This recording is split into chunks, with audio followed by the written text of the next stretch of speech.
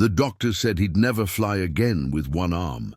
He proved them wrong at 10,000 feet. The sky over France belonged to Captain James MacCallister that morning.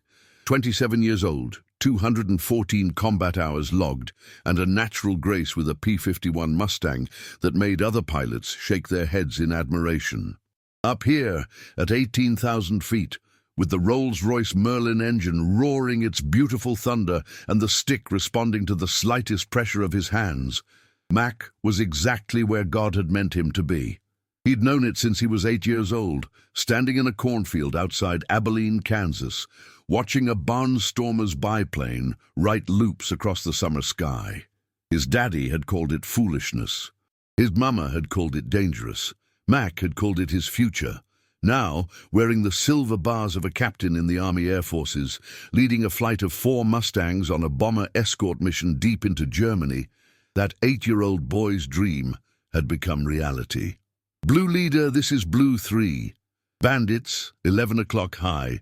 Count 8 Focke-Wulfs dropping on the bombers. Lieutenant Bobby Hendrick's voice crackled through Mac's headset, tight with adrenaline.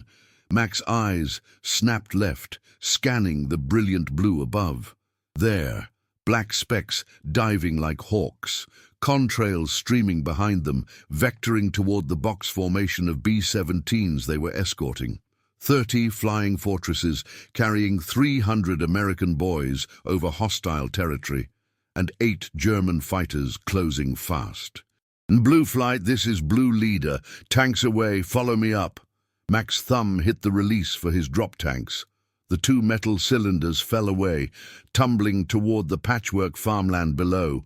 His right hand advanced the throttle 60 inches of manifold pressure, while his left pulled back on the stick. The Mustang's nose pitched skyward, and Mac pointed his fighter toward the diving Germans.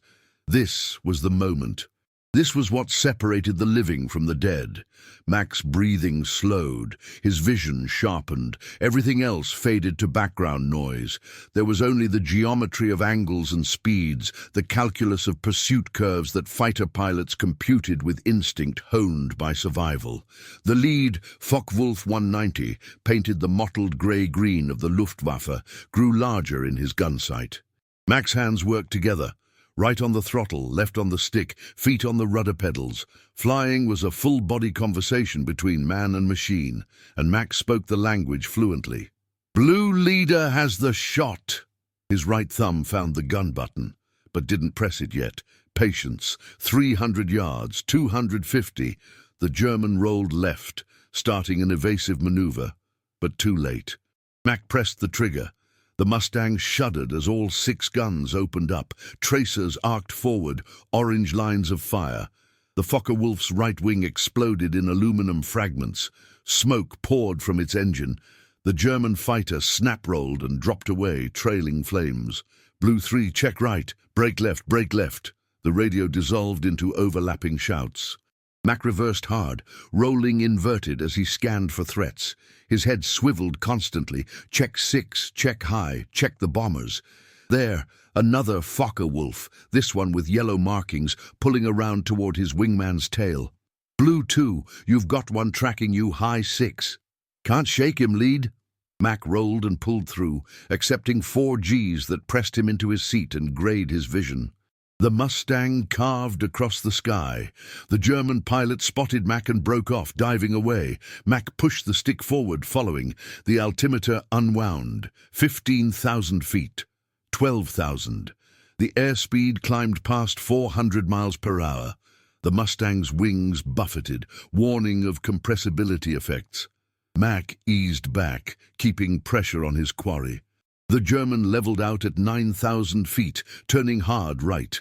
Mac cut inside his turn. The gap closed, 200 yards, 150. Mac's hands moved with practiced precision, throttle, stick, rudder, feeling every vibration from the aircraft. Mac pressed the trigger again. The guns roared. Tracers converged on the Focke-Wulf's fuselage. Pieces flew off. Smoke, then flame. The German fighter pitched nose down and began to spin, trailing black smoke. Good kill, Blue Leader. Mac pulled up, climbing away. He never watched them all the way down. Best not to think about the young men inside. Up here they were enemy fighters. On the ground they were somebody's son. Blue Flight, form on me. Let's get back to the heavies. He scanned the sky, taking inventory. His 3 wingmen responded. The bomber stream continued eastward, still intact. The remaining German fighters had broken off. The mission would continue. That's when Mac noticed the oil pressure gauge. The needle had dropped. Not catastrophically, but enough. He tapped the glass. The needle didn't move back up. Oil temperature rising, cylinder head temperature climbing into the yellow. Mac scanned the engine, cowling. Nothing visible, but the explosion came from nowhere. The Mustang lurched violently left. Something massive slammed into the airframe with a sound like a giant's hammer. Mac's head whipped against the cockpit frame. His vision went white, then cleared enough to see the instrument panel dissolving in a spray of glass and metal. Smoke poured into the cockpit. The stick went mushy. The Mustang rolled inverted and the nose dropped. Blue Leader's hit. Mac's hit. Mac's training took over. Stabilized the aircraft. His right hand pulled the throttle back. His left hand pulled the stick, but the controls felt wrong, disconnected, like pushing through cotton. The Mustang wallowed, half responding, 20mm cannon fire, Mac's mind supplied, from behind and above. Bounced by a fighter I never saw. He'd been focused on the fight in front of him, and something had climbed from his 6 o'clock low, the blind spot every fighter pilot feared. Now he was paying the price. Smoke filled the cockpit. Mac couldn't see his instruments. His eyes burned, his lungs burned. The Mustang spiraled toward the French countryside, picking up speed, the airframe groaning. Bail out. Get out now while you still can. Mac's right hand went to his seat straps, but something stopped him. Through the smoke, he glimpsed his airspeed, 300 and climbing, too fast. The slipstream would slam him into the tail. He needed to slow down first. His left hand pulled back on the stick, the nose lifted slightly. The airspeed bled off. 280, 260. The smoke cleared just enough to see through the windscreen. 6,000 feet and ahead. A B-17 filled his vision. A straggler, one engine feathered, limping along. The flying fortress grew impossibly large, and Mac realized his crippled Mustang was about to collide with it. 10 men aboard that bomber, 10 American boys he was supposed to protect. His right hand shoved the throttle forward. The damaged engine responded. His left hand pushed the stick right. The Mustang rolled sluggishly. Too slow. The B-17's tail section passed so close Mac could see the tail gunner's face, white with shock. Then something in the Mustang's left wing exploded. The aircraft snapped right, rolling 90 degrees instantly. Mac's head slammed against the canopy. Pain, sharp, overwhelming, erupted in his left side. He looked down and couldn't make sense of what he saw. His left arm hung at an impossible angle. Blood soaked through his flight suit, dark against the leather. Metal fragments protruded from his forearm. Bone, white, horrible, showed through a tear in his sleeve. The Mustang inverted, spinning earth and sky trading places. Mac's right hand gripped the throttle. His left arm wouldn't respond, wouldn't move. Just hung there, useless, screaming pain that made his vision pulse white. Get out! Bail out now! But something deeper than survival held him in that cockpit. This was his aircraft, his partner. 64 missions together. You didn't abandon your partner. Not while there was still a chance. Mac's right hand left the throttle and grabbed the stick, flying one-handed. He'd never trained for this. But the alternative was death, his and possibly others, if his fighter plowed into Allied lines. His thumb found the trim tab, adjusting to compensate for wing damage. His wrist twisted, applying aileron. His elbow pulled back, bringing the nose up. The Mustang responded. Barely, grudgingly, like a wounded horse, but it responded. The spin slowed. Mac's right hand moved constantly, throttle, stick, trim, doing the work of 2 hands while his left arm hung dead and blood dripped onto the rudder pedals. 4,000 feet, 3,000. The countryside resolved into individual trees, roads, farmhouses. Mac could see a church steeple ahead. He banked around it, overcorrected, corrected again, flying drunk, flying blind, flying one-handed while blood loss pulled grey curtains across his vision. 2,000 feet. There, ahead, a field. Relatively flat, maybe 500 yards long. Mac aimed for it as well as he could with one hand, and consciousness slipping away. He couldn't reach the landing gear handle. Gear up landing, then. The Mustang would be torn apart, but maybe the cockpit would stay intact. Maybe. The field rushed up. Mac pulled back, trying to flare. The Mustang's tail dropped. The nose came up, then the belly struck earth. The world became noise and violence. The Mustang skipped, throwing Mac against his harness. Metal shrieked. The propeller shattered. The left wing crumpled, folded, snapped off. The fuselage spun, sliding sideways across grass and dirt. Mac's head whipped forward, backward, sideways. His damaged arm flailed, each movement bringing fresh agony. The tail section separated. The engine tore loose and tumbled away. Then silence. The cockpit section sat motionless in the French field. Smoke rose from small fires. Aviation fuel pooled underneath. Rainbow patterns on dark earth, one spark from becoming an inferno. Mac's right hand fumbled with his harness. His fingers felt thick, stupid. The buckle gave way and he sagged forward. His left arm screamed. He ignored it, had to move, had to get out, fire, gasoline. He was sitting in a bomb. His right hand found the canopy release, jammed. He pulled harder. Panic cut through the fog of shock, trapped in a burning aircraft. The canopy popped free. Hands reached in and grabbed him, voices speaking rapid French. Mac tried to help, tried to push up with his right arm, but strength had left him. French farmers, 4 of them, pulled him from the wreckage with surprising gentleness. They dragged him away from the crash site and laid him on grass 50 yards distant. Mac stared up at the sky, blue, perfect, beautiful. A single contrail scratched across it, some other pilot heading home. Mac wouldn't be heading home. Not to his squadron, not to briefings and hot coffee and the next mission. The knowledge settled over him, cold and final. His left arm, he couldn't feel it anymore, which was somehow worse than pain. He turned his head. One of the Frenchmen had tied a tourniquet above his elbow. Below it, Mac's arm looked like something from a butcher's shop. Shattered, mangled, wrong. Mon Dieu, one of the farmers whispered. My God!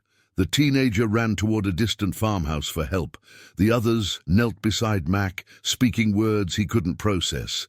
His vision narrowed. The blue sky darkened at the edges. Cold spread through his body, starting in his extremities, despite the June sunshine. Far above, Mac heard the rumble of engines, the bomber stream continuing eastward. His mission, his responsibility, he'd failed them. One moment of inattention, and now he was lying in a French field, bleeding out, while the war continued without him. The darkness closed in. The last thing Mac heard, before consciousness slipped away entirely, was the sound every pilot loved and feared. The sound that meant freedom, danger, purpose, and home. The sound of aircraft engines fading into the distance, leaving him behind. When Captain James MacCallister opened his eyes again in a field hospital 40 miles behind the front lines, the doctors would tell him his war was over. They would use words like catastrophic damage and permanent disability and lucky to be alive. His commanding officer would talk about desk assignments and honorable service. Other pilots would look at him with pity in their eyes. But lying unconscious in that French field, while medics worked frantically to save his life, Mac didn't know that the hardest fight of his life hadn't even begun. The morphine made everything soft around the edges, like looking at the world through gauze. Mac floated somewhere between sleep and waking, aware of voices, aware of pain that lurked just beyond the chemical barrier the drugs provided, aware of the antiseptic smell that meant hospital. He'd visited wounded pilots before. Now he was one of them. When his eyes finally opened and stayed open, the first thing he saw was white canvas overhead. A tent. He was in a field hospital then, not far behind the lines. The second thing he saw, when he turned his head with effort that felt like moving through mud, was his left arm. It lay on top of the thin blanket, wrapped in bandages from fingertips to shoulder. The wrappings were clean, brilliant white, but underneath them Mac could see the unnatural shape. His arm bent where it shouldn't bend. It was thinner than his right arm, deflated somehow. And it didn't feel like his arm anymore. It felt like a foreign object attached to his body, something that belonged to someone else. Mac tried to move his fingers. Nothing happened. He tried again, concentrating, willing the digits to respond. A twitch. Maybe. Or maybe just his imagination. "Captain MacCallister, good to see you awake." The voice came from his right. Mac turned his head, even that small movement exhausting, and saw an army medical officer standing beside his cot, Major's oak leaves on his collar, late 40s graying at the temples with the tired eyes of a man who'd seen too much suffering. He carried a clipboard, and his expression was professionally neutral in a way that made Mac's stomach clench. "How long?" Mac's voice came out as a croak. His throat felt like sandpaper. "3 days since they brought you in. You've been in and out, mostly out, the morphine plus the shock and blood loss." The Major pulled up a folding chair and sat. "I'm Major Harrington. I've been overseeing your care." 3 days. Mac tried to process that. 3 days since the mission. 3 days since his Mustang had kissed the French earth and nearly killed him. 3 days of his squadron flying without him, missions continuing, the war grinding forward while he lay unconscious in a tent. "My arm." Mac said it as a statement, not a question, but his eyes moved to Harrington's face, searching for truth. Major Harrington set down his clipboard. When he spoke, his voice carried the practiced gentleness of a man who'd delivered bad news to too many young soldiers. "You took 20mm cannon fire to your left wing and fuselage. Shrapnel penetrated the cockpit. Multiple fragments struck your left forearm and upper arm. The humerus, that's your upper arm bone, suffered a compound fracture. The radius and ulna in your forearm were shattered in several places, extensive soft tissue damage, severed tendons, nerve damage." He paused. "Captain, I'm not going to sugarcoat this. It's bad." Mac had known it was bad. He'd seen his arm in that cockpit, seen the bone protruding through flesh, but hearing it catalogued clinically, hearing the medical terms that added up to catastrophe, made it real in a way that shock and morphine had protected him from. Can it be fixed? Even as he asked, Mac knew the answer, knew it in his gut, in that place where truth lived before the mind caught up. "We saved the arm. The infection risk was severe, and there was debate about amputation. But we managed to stabilize you and get the wounds clean. You'll keep the limb." Harrington's expression softened, became almost apologetic. "But Captain, the damage is extensive. Multiple surgeries will be required over the coming months. Bone grafts, tendon repairs, physical therapy. And even then, even with the best outcome we can hope for, you're looking at severely limited mobility and function.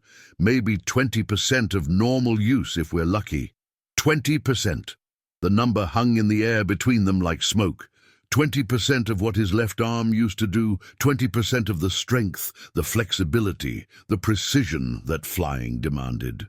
"Will I fly again?" Mac asked the question he'd been avoiding, the question that mattered more than anything else. Major Harrington's silence was answer enough, but Mac needed to hear it, needed the words said out loud. "Major, will I fly again?"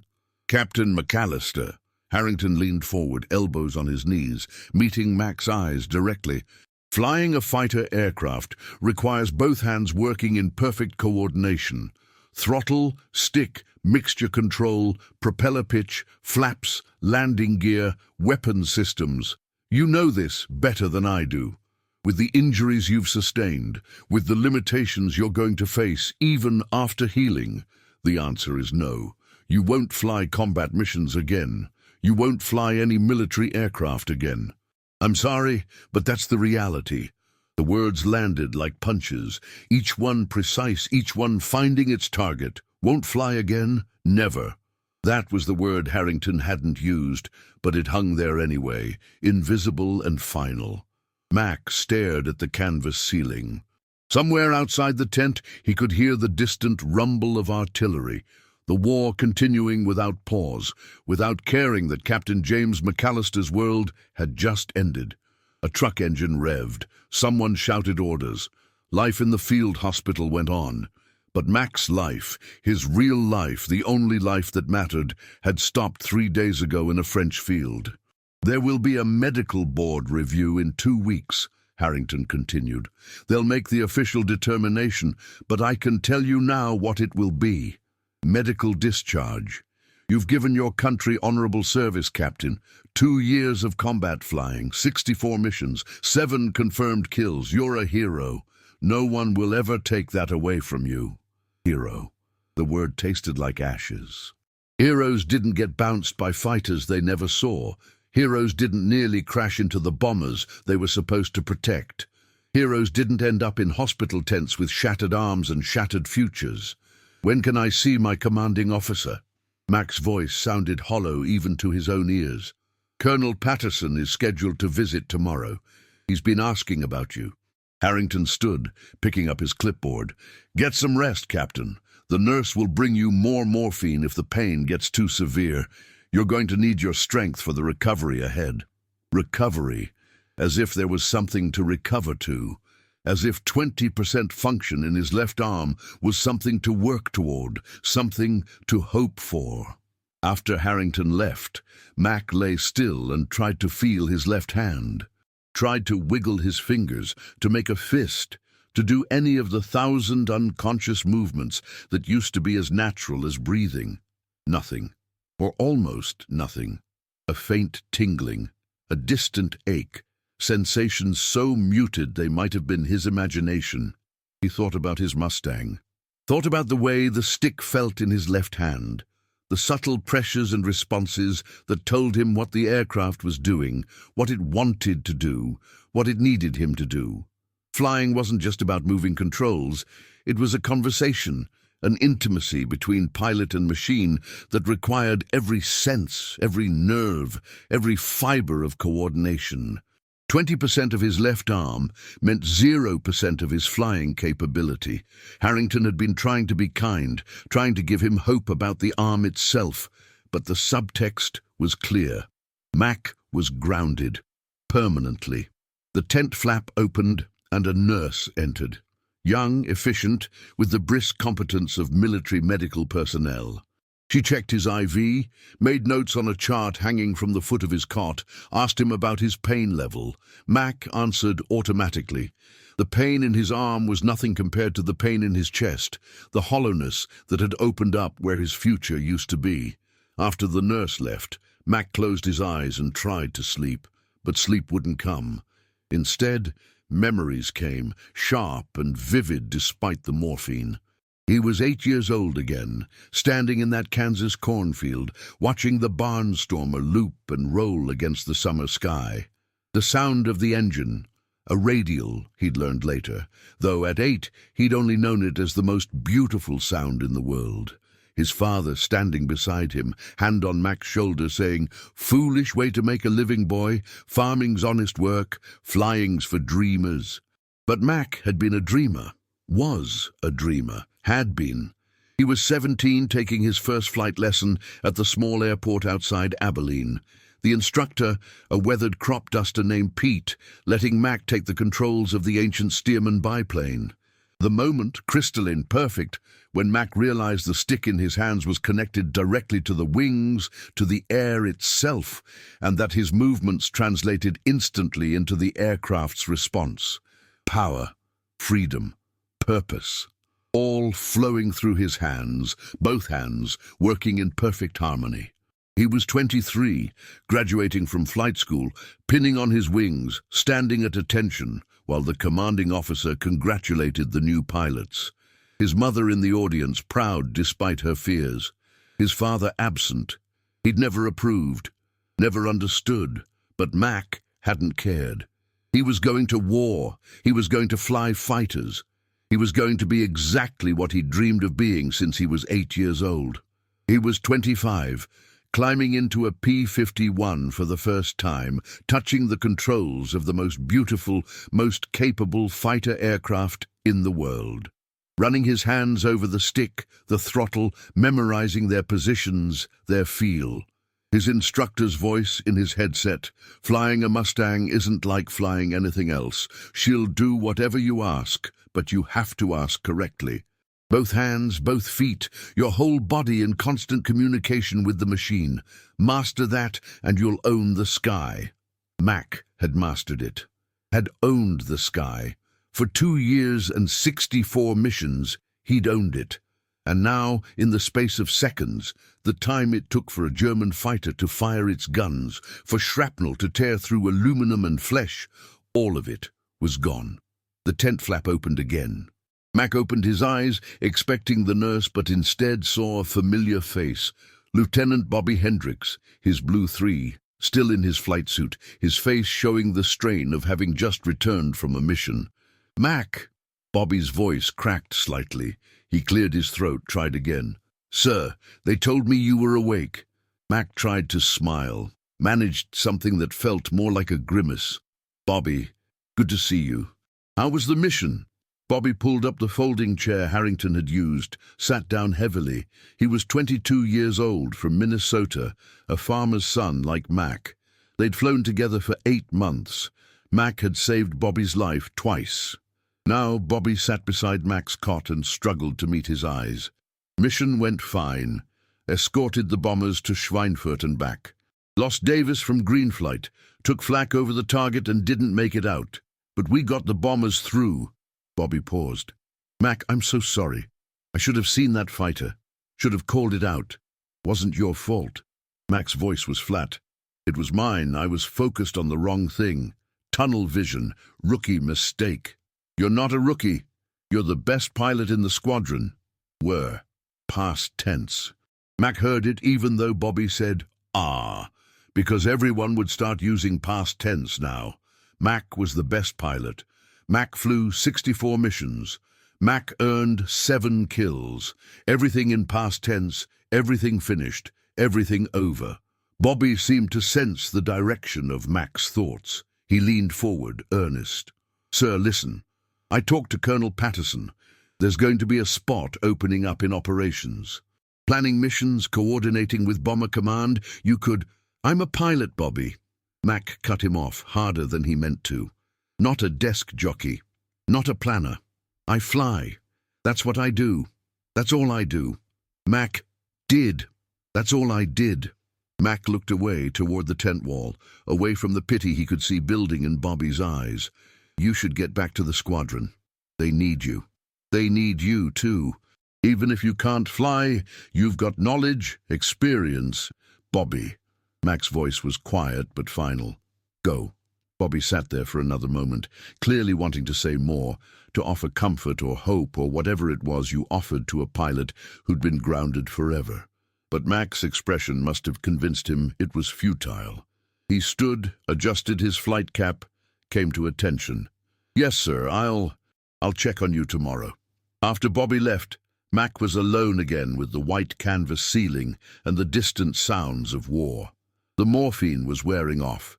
He could feel the pain in his arm beginning to push through the chemical barrier, a deep, grinding ache that promised to become much worse.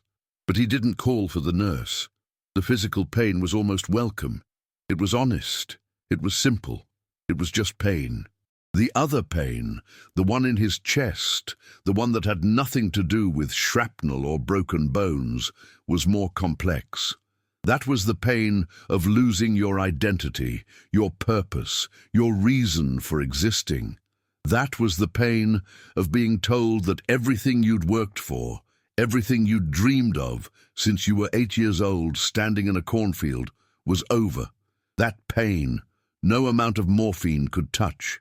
Mick lay in the field hospital tent and stared at his bandaged left arm, the arm that would heal but never fully work, the arm that meant he'd never fly again, the arm that had taken everything from him in the seconds it took to get hit by enemy fire. And for the first time since he was 8 years old, Captain James MacCallister couldn't imagine a future worth living. Outside, the sun set over France. Aircraft engines rumbled in the distance as the squadron returned from another mission. The war continued. The sky remained, indifferent to the grounded pilot lying below it. But inside Mac's chest, in the place where hope used to live, something else stirred. Something he couldn't name yet, something barely alive, like an ember buried in ash. It would be days before he recognized it for what it was. It would be weeks before he fed it enough air to let it grow. But lying there in the gathering darkness, with his shattered arm and his shattered dreams, Mac felt it anyway. The first spark of defiance. Colonel Patterson arrived exactly when he said he would, 0900 hours, the morning after Bobby's visit.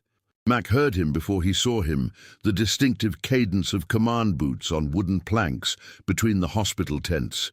He'd been moved to a recovery ward, a larger tent with 20 cots, most occupied by soldiers in various states of healing or dying. The man 2 cots down had lost both legs to a landmine. Across from Mac, a bomber gunner with half his face wrapped in bandages breathed wetly through damaged lungs. Mac's arm looked almost minor in comparison. Almost. Captain MacCallister.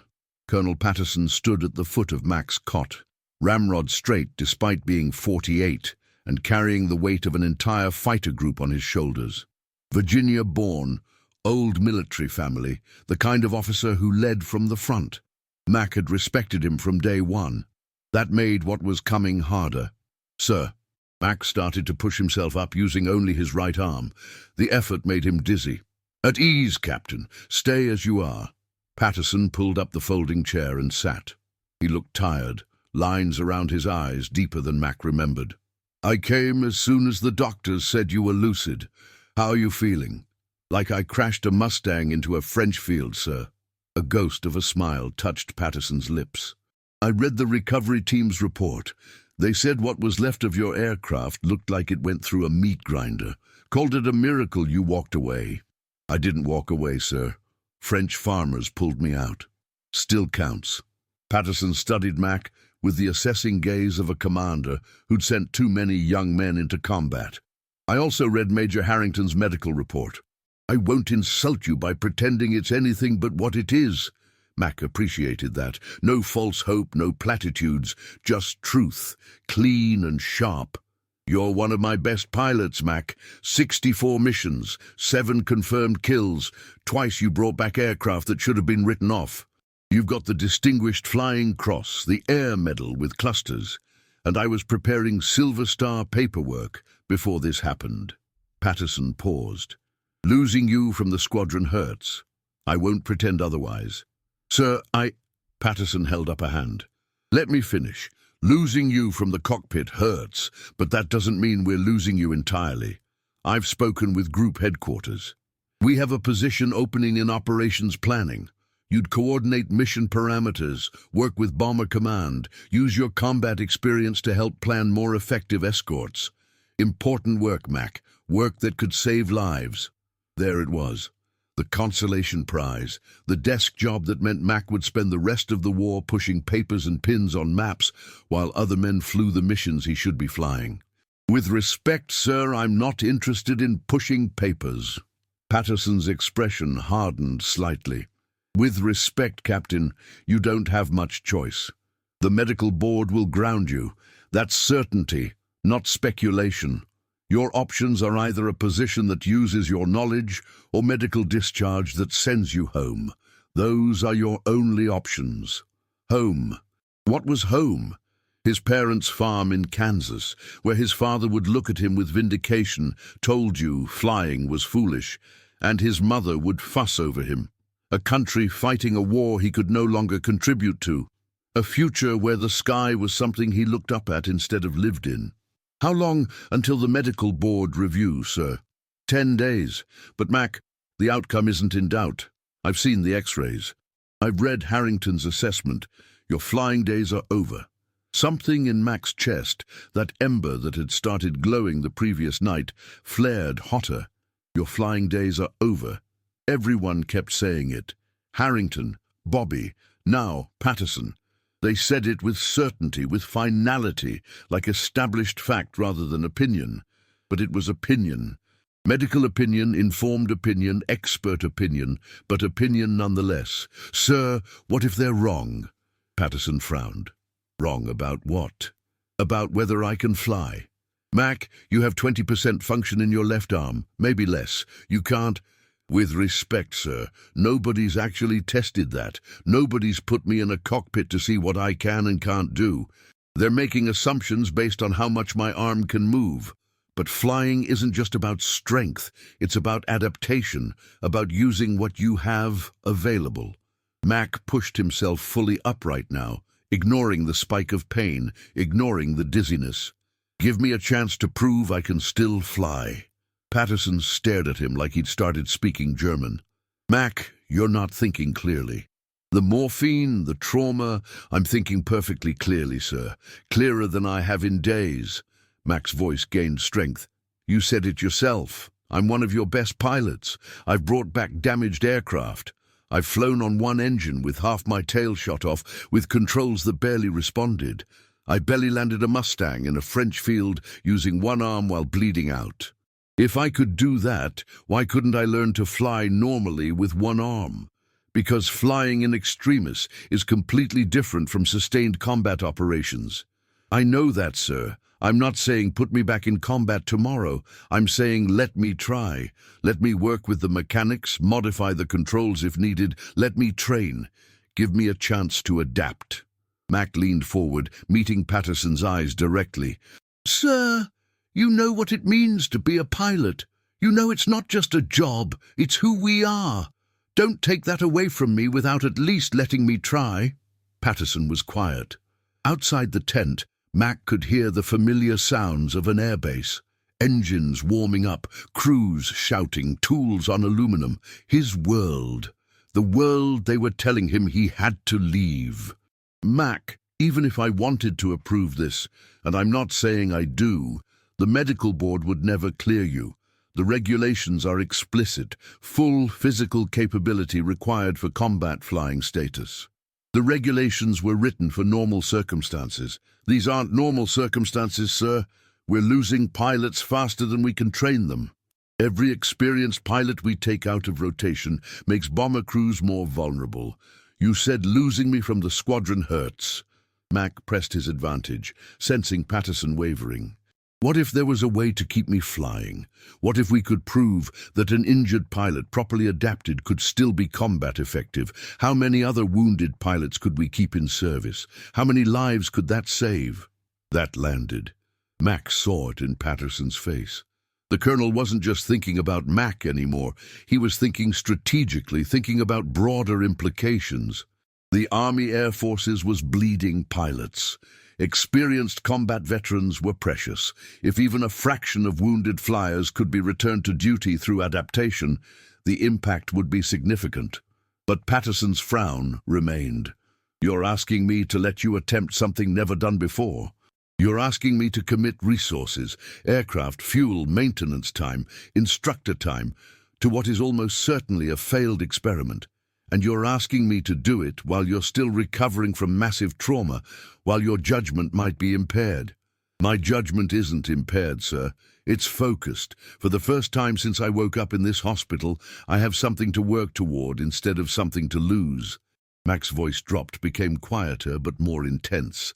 Sir, if I don't do this, if I don't at least try, I'm going to spend the rest of my life wondering if I could have, wondering if I gave up too easily. That's going to eat me alive, Colonel. I'd rather try and fail than never try at all. Patterson stood, walked to the tent edge, looked out at the airfield beyond. Mac could see him thinking, weighing, calculating odds and resources and regulations. The silence stretched. The man 2 cots down moaned softly in his sleep. Finally, Patterson turned back. If, and this is a significant if, I were to allow this, it would be under strict conditions.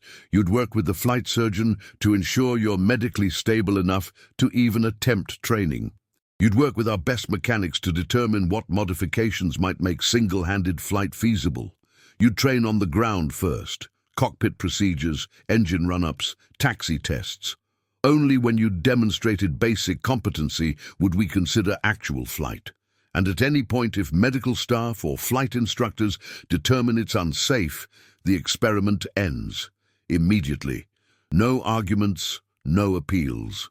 Are those terms acceptable? Mac felt his heart hammering, felt blood rushing in his ears. Hope, actual, tangible hope, flooded through him for the first time since the crash. Yes, sir. Absolutely, sir.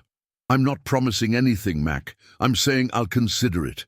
I need to consult with the flight surgeon, the chief mechanic, the training officer. I need to determine if this is even theoretically possible before I commit resources. Patterson fixed Mac with a hard stare. And Mac, you need to prepare yourself for the possibility, the probability, that the answer is no. That the medical board will ground you regardless. That even if we attempt this, it won't work. Hope is good. False hope is dangerous. Understood, sir. Patterson nodded slowly, then extended his hand. Mac reached out with his right hand, his only functioning hand, and shook. Patterson's grip was firm, respectful, the handshake of one warrior to another. I'll be in touch within 48 hours. In the meantime, focus on healing. You're no good to anyone if you're dead. Patterson released Mac's hand and headed toward the tent exit, then paused and looked back.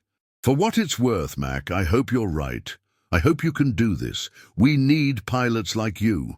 After Patterson left, Mac lay back and stared at the canvas ceiling. His left arm throbbed with pain he'd been ignoring during the conversation. He should call for the nurse, get more morphine, let the drugs pull him back into peaceful numbness. But he didn't. Instead, he raised his right arm, held it in front of his face, studied it. This hand had held the stick through 64 missions.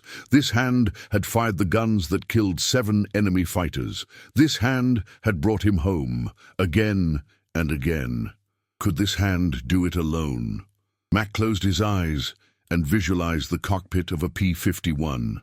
Saw the stick between his legs, the throttle on the left side wall, the mixture control, the propeller pitch lever, the gear handle, the flap control. Saw his hands, both hands, moving across them in the complex choreography that flying demanded.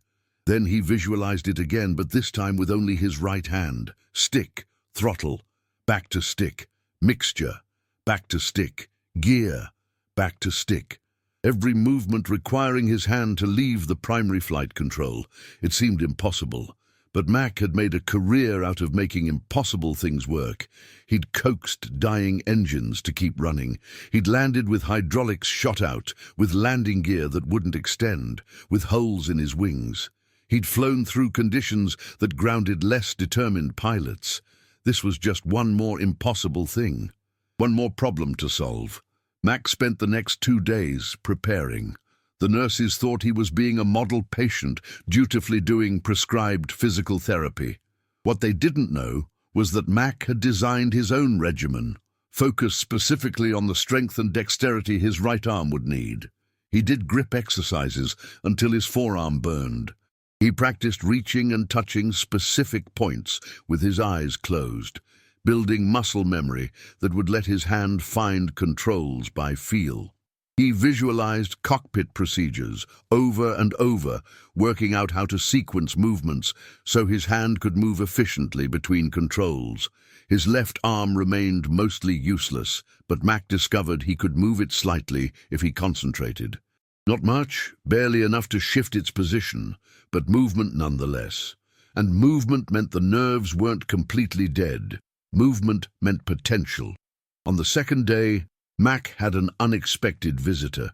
The man who walked into the recovery ward was short, stocky, with grease permanently embedded under his fingernails, and the weathered face of someone who'd spent 20 years working on aircraft.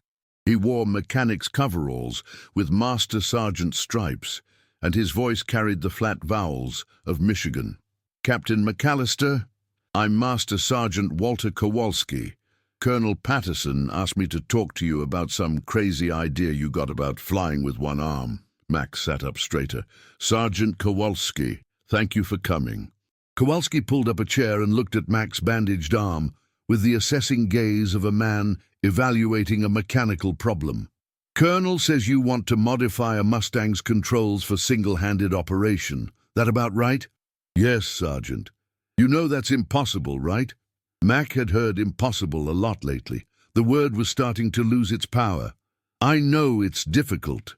I know it's never been done before. But impossible? I'm not convinced." Kowalski grunted. "Well, at least you're not sugar-coating it. Let me ask you something, Captain.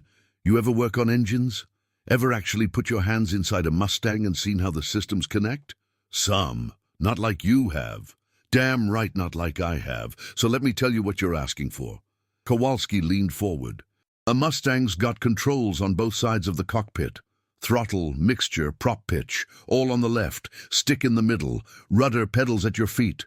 Everything's positioned where it is for a reason. The whole design assumes two functioning hands." "I understand that, but systems can be modified. Controls can be repositioned. Field modifications to keep a bird flying long enough to get home, yeah. Purpose-built modifications to allow sustained, single-handed operation. That's a whole different animal." But Kowalski didn't sound dismissive. He sounded thoughtful, like he was already working the problem. "What kind of function you got in that left arm?" "Minimal, maybe 20%. I can move it slightly, but no strength, no fine motor control." "So you're really talking about pure right-hand operation?" Kowalski stared at the ceiling, clearly visualizing something. "The stick would have to stay central, that's non-negotiable. But the throttle, we could potentially extend the throttle quadrant, bring it closer to center, maybe mount it on a swivel so you could reach it without completely leaving the stick." Mac felt excitement building. "You think it's possible? I think it's a nightmare of engineering that'll take dozens of hours and might not work at all." Kowalski's expression shifted into something that might have been a grin. "But I also think I'd like to try. Gets boring fixing routine maintenance. This'd be something new." For the next hour, Mac and Kowalski talked modifications. The mechanic sketched designs on a notepad, muttering calculations, occasionally asking Mac questions about specific maneuvers and which controls needed to be accessed when. It became clear that Kowalski wasn't just good. He was brilliant, with an intuitive grasp of aircraft systems that rivaled any engineer. "The biggest problem's going to be emergency procedures," Kowalski said finally. "If you need to shut down the engine quick, if you need to adjust mixture and pitch simultaneously while fighting the stick in turbulence, those situations require two hands. No way around it. So we minimize those situations. We don't fly in extreme weather. We stay high where the air is smooth. We plan for emergencies differently. You're talking about accepting significant operational limitations. Better limited operations than no operations." Mac met Kowalski's eyes. "Sergeant, I need this. I need to prove it can be done. Will you help me?" Kowalski studied him for a long moment. Then he folded up his notepad and stood. "I'll talk to Colonel Patterson. Tell him I think it's worth attempting. Can't promise we'll succeed, but I can promise we'll give it an honest shot." He paused at the tent entrance. "You're either very brave or very stupid, Captain. Haven't decided which yet." "Maybe both, Sergeant. Yeah, maybe both." After Kowalski left, Mac lay back and felt the ember in his chest burning brighter, fed by hope and possibility, and the first real belief that maybe, just maybe, his flying days weren't over. They were just going to require him to learn everything over again, one-handed, against all logic and all odds. But that was fine. Mac had never been very good at accepting limitations anyway.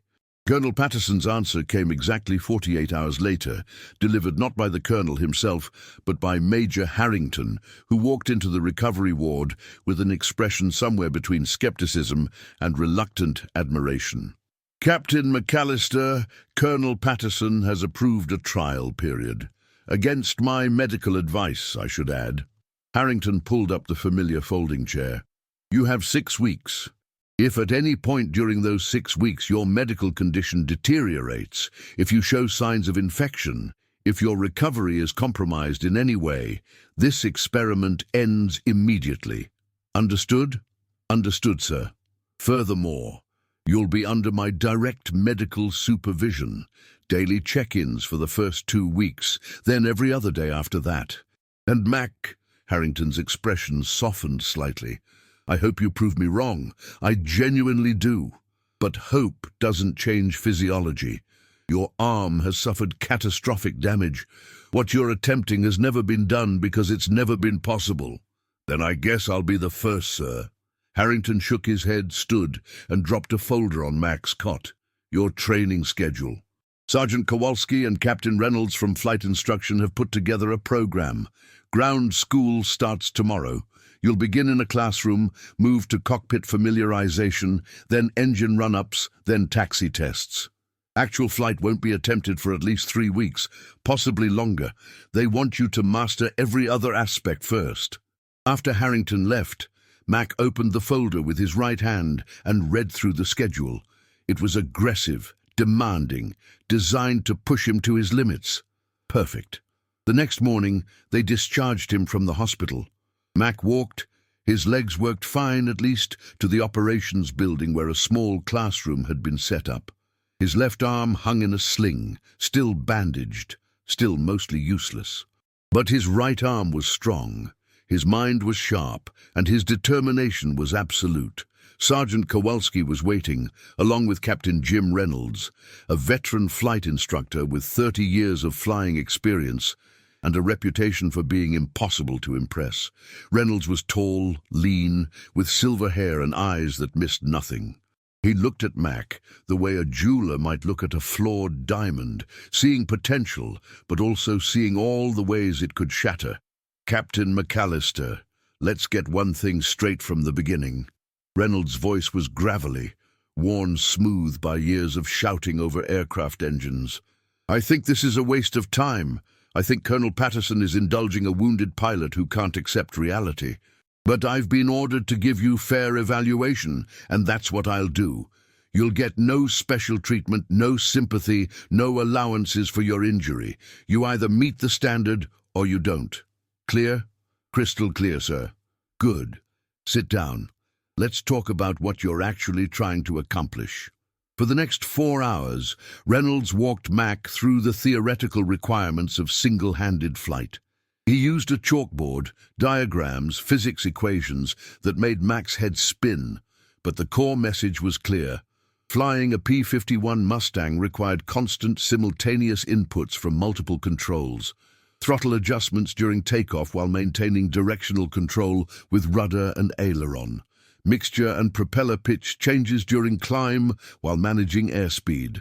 Gear and flap operation during landing approach while flying a precise pattern.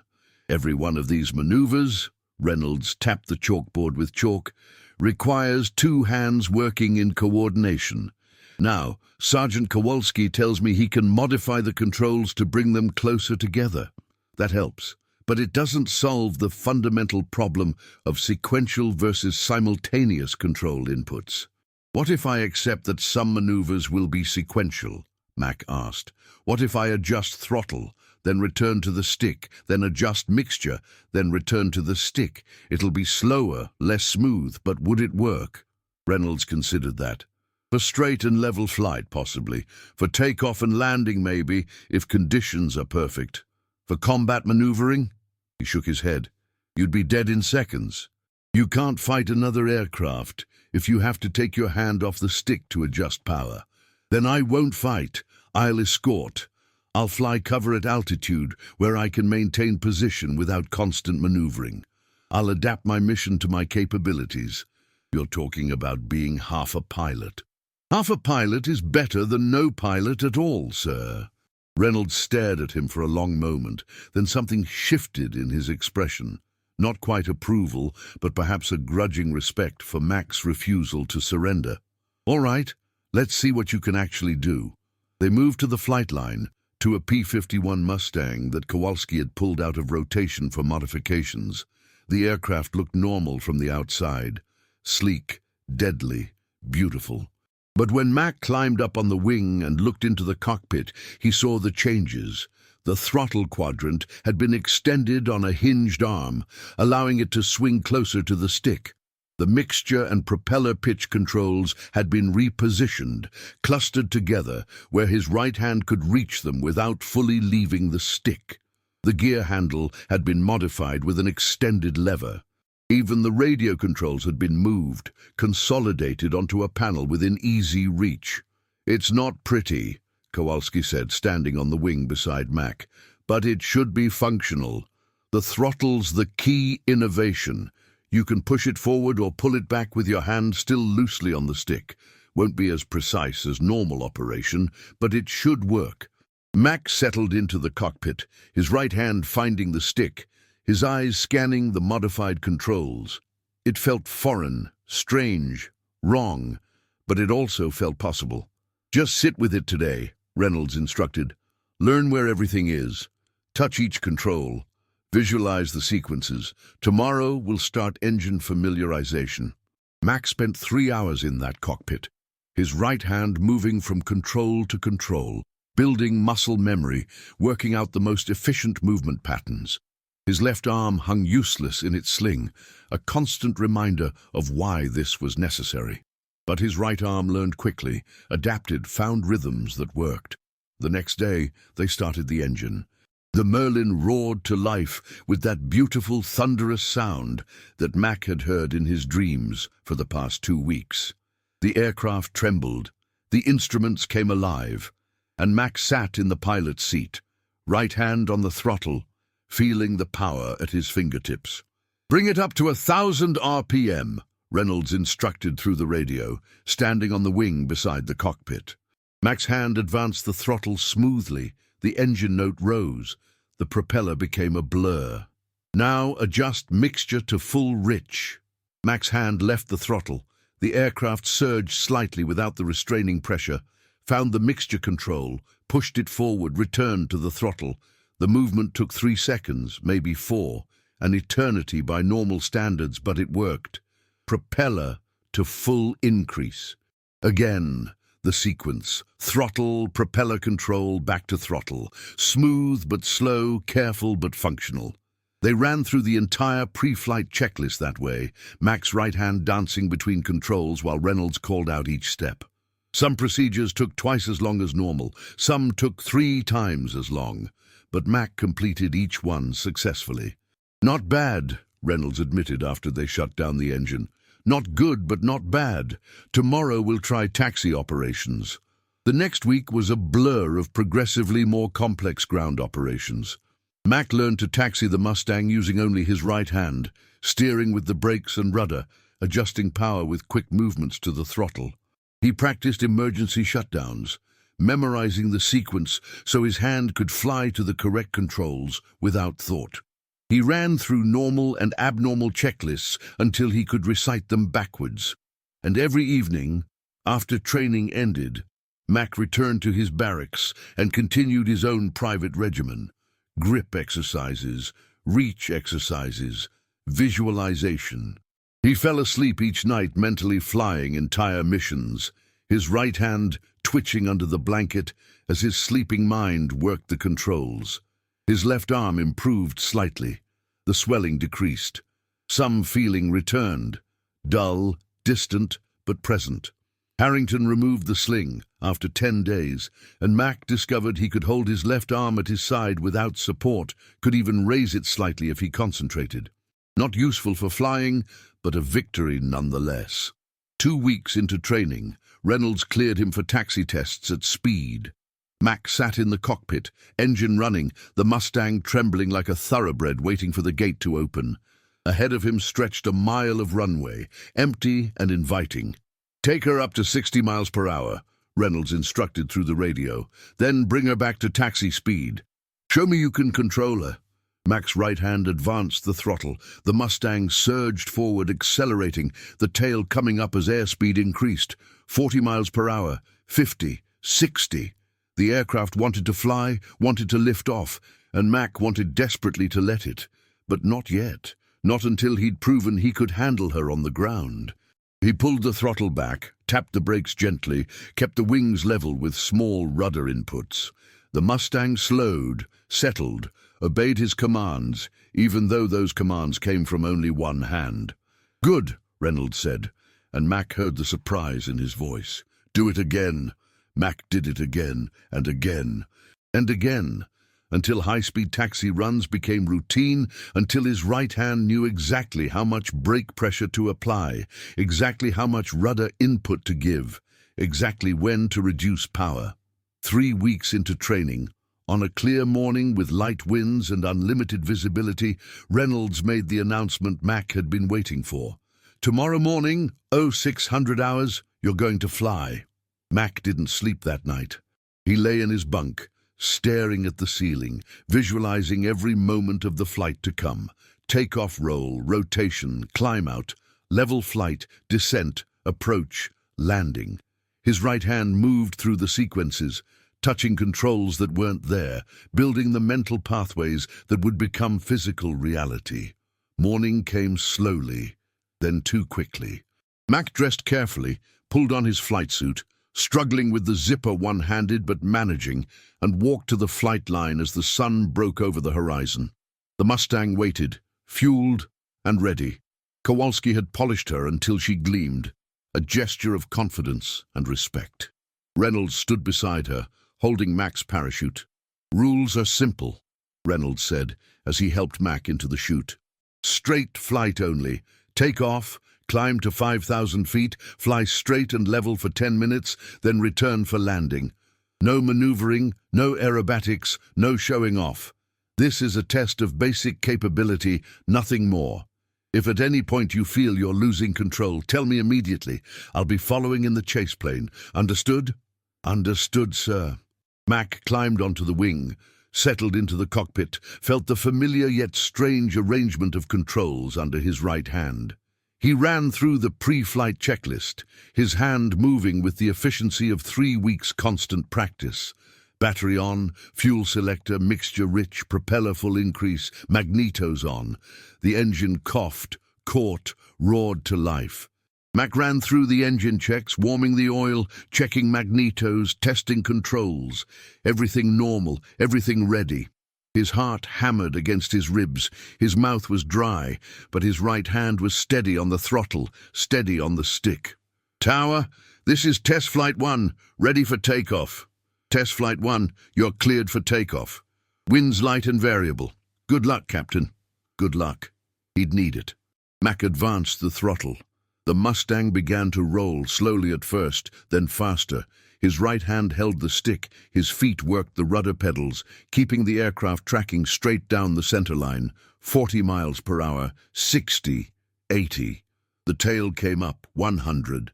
The wings bit the air, generated lift, and Mac felt the moment.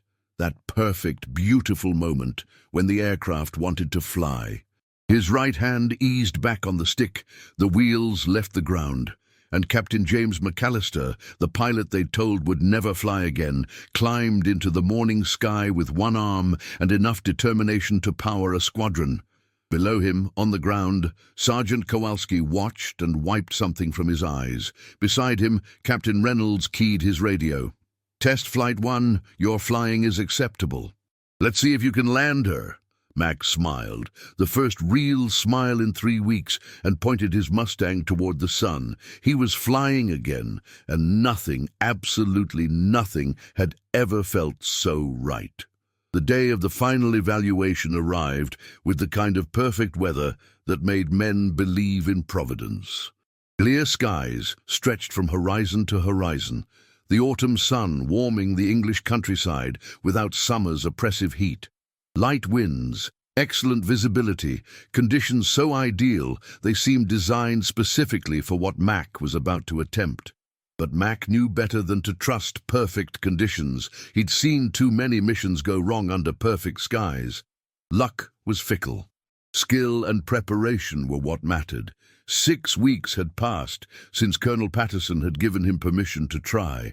6 weeks of the most intense, demanding, frustrating training of Mac's life. His right arm had grown stronger, more precise, capable of movements that had seemed impossible at the beginning. His left arm remained mostly useless. Perhaps 25% function now instead of 20, a small improvement that meant everything and nothing simultaneously. But today wasn't about his left arm. Today was about proving that one functioning arm, combined with modified controls, adapted techniques, and stubborn refusal to quit, was enough. The review board had assembled on the flight line. Mac could see them from the operations building, a collection of colonels and majors, medical officers and flight evaluators, all gathered to watch what most believed would be a failure. They stood in a loose group near the tower, clipboards in hand, expressions ranging from skeptical to openly doubtful. Colonel Patterson stood slightly apart, arms crossed, face unreadable. Major Harrington stood with the medical contingent, looking like a man watching a patient walk toward certain disaster. Captain Reynolds waited beside Mac's Mustang, his silver hair catching the morning sun. And off to one side, Mac noticed with surprise, at least 30 other pilots and crew members had gathered. Word had spread through the squadron, through the entire air group. The one-armed captain was going to fly today. Some had come hoping for triumph, others expecting tragedy. But all of them had come, drawn by something fundamental, the need to know whether the human spirit could overcome what the human body could not. "Ready, Captain?" Sergeant Kowalski appeared at Mac's elbow, holding his parachute harness. The mechanic's face showed the strain of 6 weeks' constant work, modifying and remodifying the Mustang's controls. His hands, perpetually stained with grease, trembled slightly as he helped Mac into the harness. "I'm ready, Sergeant. Thanks to you. Don't thank me yet. Thank me when you land her in one piece." But Kowalski's eyes were bright with something that looked like pride. "Everything works exactly as designed. Now you just have to prove the design works." Mac walked toward his Mustang, feeling the weight of every eye on the flight line. His left arm hung at his side, visible evidence of his injury, visible reminder of why this evaluation was necessary. He didn't hide it. The arm was what it was, damaged, limited, but not defeated. The Mustang gleamed in the morning sun, Kowalski's modifications invisible from outside, but revolutionary within. 6 weeks of trial and error, engineering problems solved and new problems discovered and solved again. The aircraft represented hundreds of hours of work by a mechanic who'd believed when believing seemed foolish. Reynolds waited at the wing route, holding a clipboard with the evaluation criteria. His expression was carefully neutral, but Mac had learned to read the subtle signs during their weeks of training. The instructor's shoulders were tense. His jaw was set. He was nervous. "Captain MacCallister." Reynolds' voice carried the formal tone of official evaluation. "You are cleared to demonstrate the following maneuvers: normal takeoff, climb to 10,000 feet, level flight with turns up to 30 degrees of bank, descent, traffic pattern entry, and normal landing. You will then perform one touch-and-go landing, followed by a final full-stop landing. Throughout the evaluation, you will maintain radio contact and comply with all instructions immediately. Any deviation from safe flight parameters will result in immediate termination. Do you understand these requirements?" "I understand, sir." "Do you have any questions before we begin?" Mac looked at the Mustang, at the cockpit he'd sat in for hundreds of hours over the past 6 weeks, at the controls he'd learned to operate with impossible precision. Then he looked back at Reynolds. "No questions, sir. I'm ready." Reynolds held his gaze for a moment, and something passed between them, an acknowledgement that transcended the formal evaluation, a recognition of just how far Mac had come. Then Reynolds stepped back and saluted, crisp and perfect. Mac returned the salute with his right hand, then climbed onto the wing. The cockpit welcomed him like an old friend. His right hand found the stick, felt the familiar grip that Kowalski had modified to fit perfectly. His eyes scanned the instruments, the modified control layout that had become second nature. Everything was exactly where it should be. He ran through the pre-flight checklist with smooth efficiency: battery on, fuel selector, mixture rich, propeller full increase, magnetos on. His hand moved from control to control without hesitation, without thought. Pure muscle memory built through 6 weeks of relentless practice. The Merlin engine fired on the first try, settling into its characteristic powerful rumble. Mac felt the vibration through the airframe, through the stick, through his bones. This was what he'd been missing. This was what they'd tried to take from him. Tower, test flight 1, ready for engine run-up. Test flight 1 cleared for run-up. Mac advanced the throttle, ran through the magneto checks, tested the propeller pitch, verified all instruments in the green. The Mustang responded perfectly, Kowalski's mechanical genius evident in every system's flawless operation. Tower, test flight 1, ready for takeoff. A pause, longer than usual. Mac could imagine the tower controller looking at the assembled board members, waiting for someone to call it off. Then, test flight 1 cleared for takeoff. Winds light from the west. Good luck, Captain MacCallister. Mac released the brakes and advanced the throttle. The Mustang surged forward, acceleration pressing him back into his seat. His right hand held the stick, small corrections keeping the aircraft tracking straight. His feet worked the rudder pedals, compensating for engine torque, 40 miles per hour, 60, 80. The tail lifted, 100 miles per hour. The wings bit deep into the air, generating lift. Mac's right hand eased back on the stick, smooth, steady, controlled. The wheels left the ground. And for the first time in 2 months, Captain James MacCallister was flying. The sensation was indescribable. Joy didn't cover it. Relief didn't capture it. It was something more fundamental, like a drowning man breaking the surface and drawing that first desperate breath of air. Mac had been incomplete on the ground, half alive, existing but not living. Now, climbing into the morning sky with one hand on the controls and nothing but determination holding him aloft, he was whole again. Test Flight 1, climb to 10,000 feet, maintain heading 090. Reynolds' voice came through the radio, steady and professional, climbing to 10,000, heading 090, Test Flight 1. Mac's right hand worked smoothly, adjusting the throttle for climb power, then back to the stick, then to the mixture control, then back to the stick. The movements that had been awkward and slow 6 weeks ago now flowed naturally, sequential rather than simultaneous, but fast enough that it barely mattered. The Mustang climbed beautifully, engine purring with perfect power, airframe solid and responsive. Mac scanned his instruments, airspeed, altitude, engine temperatures, all exactly where they should be. Then he looked outside, at the English countryside spreading below him, at the horizon stretching endlessly in all directions. This was freedom. This was purpose. This was home. Test Flight 1, level at 10,000 feet and demonstrate a 30-degree bank turn to the left. Mac leveled the wings, trimmed for straight and level flight, then smoothly applied left aileron and rudder. The Mustang rolled into the turn, precise and controlled. His right hand held the stick with exactly the right pressure, feeling the aircraft's feedback, making tiny corrections. 30 degrees, perfect. He held it for 10 seconds, then rolled wings level. Test Flight 1, now demonstrate a 30-degree bank turn to the right. Again, Mac rolled the Mustang, this time to the right. The aircraft responded instantly, smoothly, as though it didn't care that only one hand was flying it. Bank angle perfect. Altitude maintained. He rolled out exactly on heading. From the ground, through binoculars, Colonel Patterson watched and felt something tight in his chest begin to loosen. Beside him, Major Harrington lowered his binoculars and shook his head in disbelief. "I'll be damned," the doctor whispered. "He's actually doing it." In the chase plane, Reynolds watched Mac's Mustang carve through the sky with increasing disbelief. The turns were good. Not just adequate, they were good. Smooth, coordinated, precise.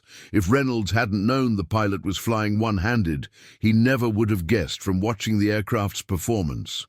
Test Flight 1, demonstrate a descent to 5,000 feet.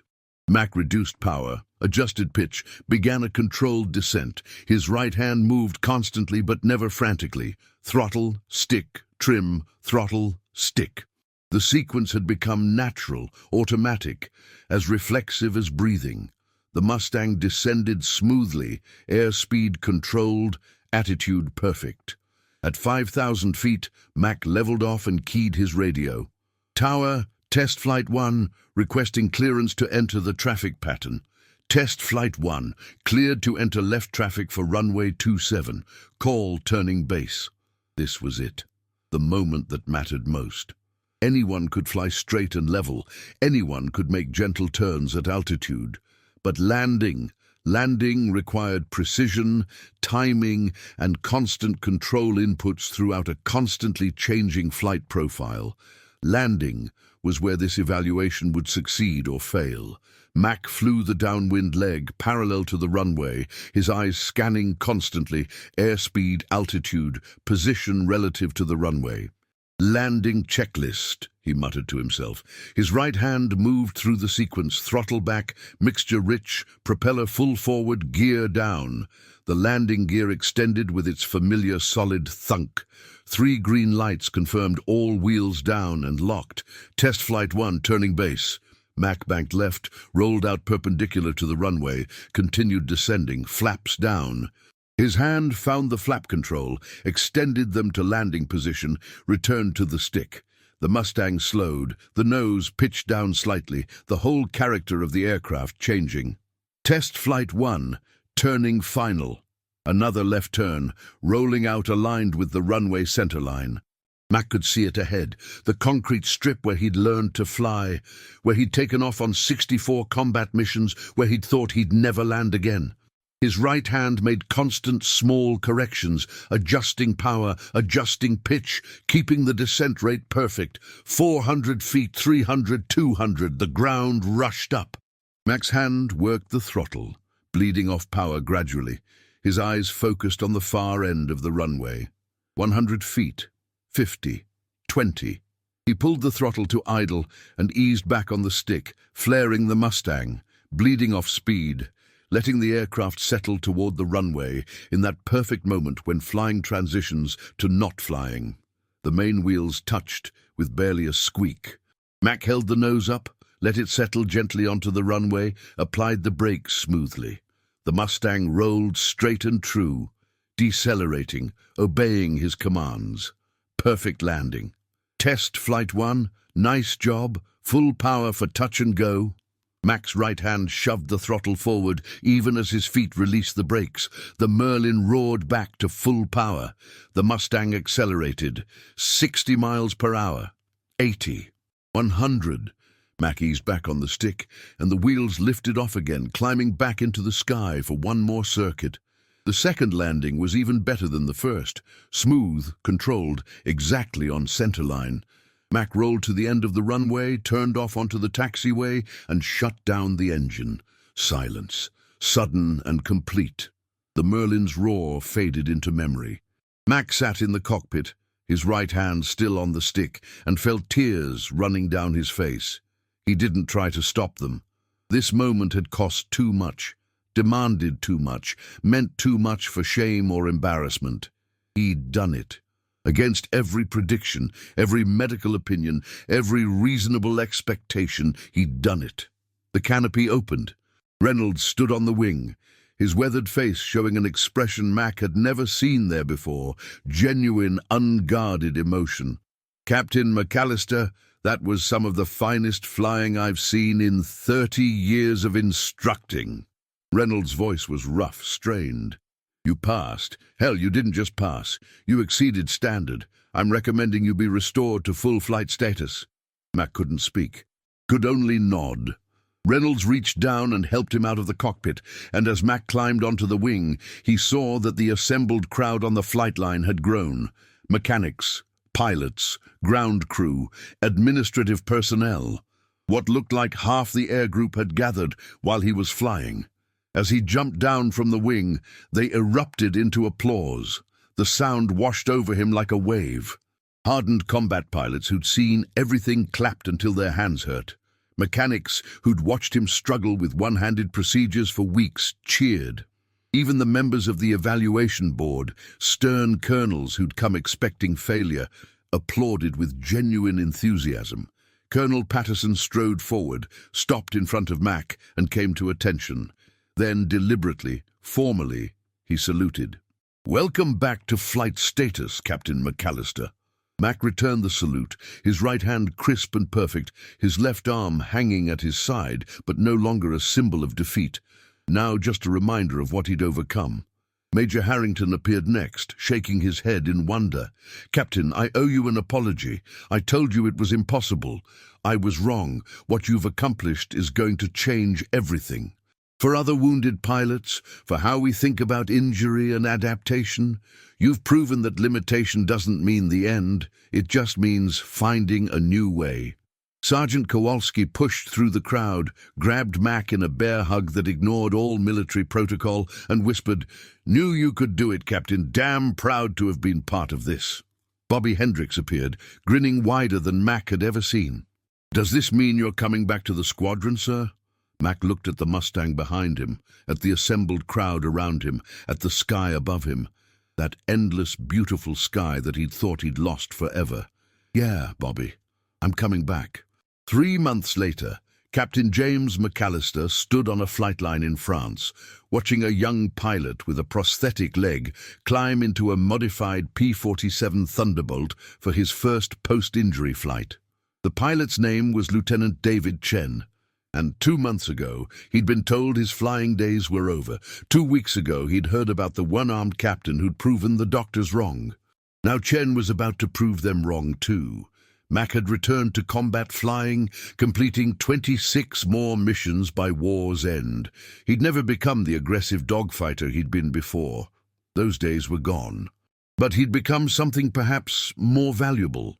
A steady, reliable escort pilot who never lost a bomber under his protection, who brought his wingman home mission after mission, who proved through daily example that injury didn't mean the end of service.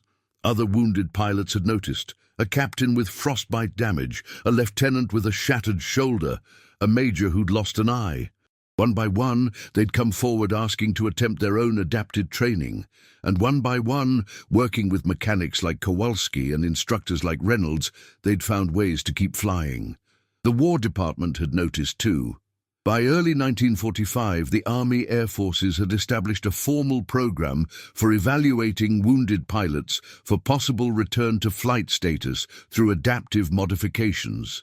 It would save dozens of experienced pilots from medical discharge, would return hundreds of thousands of hours of combat experience to the war effort. Mac watched Chen's Thunderbolt lift off, climb into the afternoon sky, and felt a satisfaction deeper than any he'd known from his own achievements. He'd proven something important, not just that he could fly again, but that others could too. That limitation didn't mean defeat. That warriors who'd given everything deserved the chance to give more if they had the courage to try.